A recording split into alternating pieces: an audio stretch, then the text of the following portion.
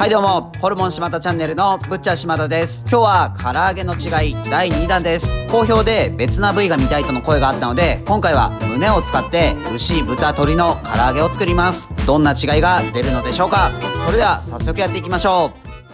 今回はこのお肉を使って唐揚げを作ります。以前、牛、豚、鶏のもものお肉を使って唐揚げを作ってどんな違いがあるのか検証しました。同じ条件にするために同じ味付け、同じくらいの形、大きさにカットして違いを比べました。ということで今回はその第2弾です。牛、豚、鶏の胸部分のお肉を使って唐揚げを作っています。前回の検証だと牛と豚のもも肉は固めであまり唐揚げには向いていませんでした。ブロック状のカットではなく薄くカットするなど工夫も必要そうです。圧倒的に鶏の唐揚げが美味しかったのを覚えています。同じももなのに動物によってかなり違いが出るのは面白いですね。今回も違いを比べるために同じ味付け、同じ形、大きさにして違いを検証しています。画面向かって左から牛の胸肉、今回は貝のみ部分を用意しました。真ん中が豚で豚バラ肉です。右が鶏の胸肉です。同じ胸ですがそれぞれ特徴がありますね。先に言っておきますが、牛や豚は鶏に比べて体も大きいので、同じ胸部分でも部位が変われば硬さや味も変わります。今回の結果が全てではないのでご理解ください。あとカットの仕方や下処理などの工夫でも味は変わってきます。今回はあくまで検証なので同じような条件で比べてみます。それではまずはお肉を一口くらいの大きさにカットします。この牛くらいの大きさを基準に豚と鶏も同じくカットします。こうやってカットしてみると牛が適度に脂が入っていて、豚は脂多め、鶏はほとんど脂がありません。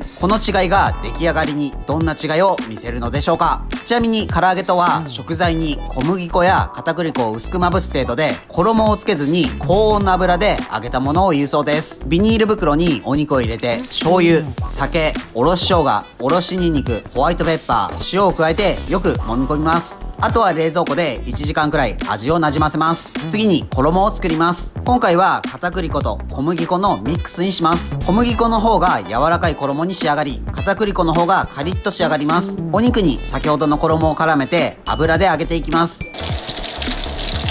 一度3分ほど揚げたら取り出して少し休ませて再度温度を上げて一気に揚げていきます。本当に揚げ物の音って心地いいですよね。この音でご飯いけそうです。他の豚と鶏も同じように揚げたら完成です。それでは早速食べてみましょう。いただきます。今日は名古屋のワイマーケットブリューイングのイエロースカイペールエールを飲んでいます。缶のデザインがかなり特徴的でかっこいいです。ペールエールとは上面発酵で醸造されるエールビールの一種で、エールとは淡いという意味です。色は少し濁った淡い黄色で、香りは柚子やグレープフルーツのような香りを感じます。口に含むとホップの苦味と柚子の皮部分のような少し渋い苦味を感じます。後味はとても爽やかですっきりとしています。柚子の味がするビールでは個人的にかなり好きな感じです。この苦味がちょうどいいです。それでは牛の唐揚げから食べてみます。前回のももに比べると硬さは特に感じません。かなり柔らかく食べやすいです。味はしっかりと染みています。ただこの油の感じが少しくどく感じます。次は豚バラです。油が多くて重たいかなと思いましたが、意外とこの油は気になりません。明らかに牛より油っぽいですが、豚の方がいけますね。肉は柔らかくかなり美味しいです。最後は鶏胸です。食べたことある唐揚げですね。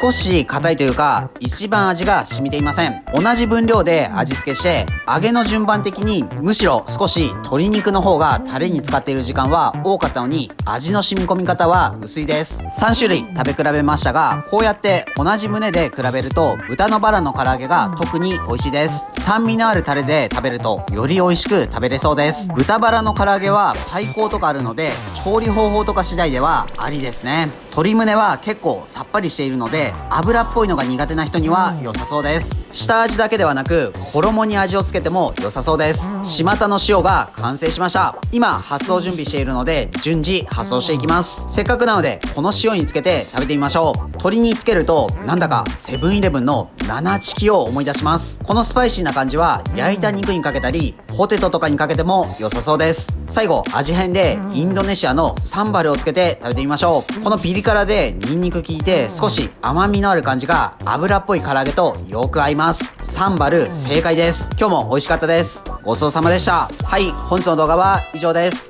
最後までご視聴ありがとうございます。唐揚げの違いいかがでしたか？やっぱり牛、豚、鶏だと鶏が安いので使い勝手は良さそうです。自分たちは群馬県前橋市と高崎市でホルモン柴田というホルモン屋をやっています。群馬には美味しいお肉を食べられるお店がたくさんあるので、もし群馬に来た際はいろいろ探してみてください。この動画がいいなと思いましたらチャンネル登録、高評価よろしくお願いします。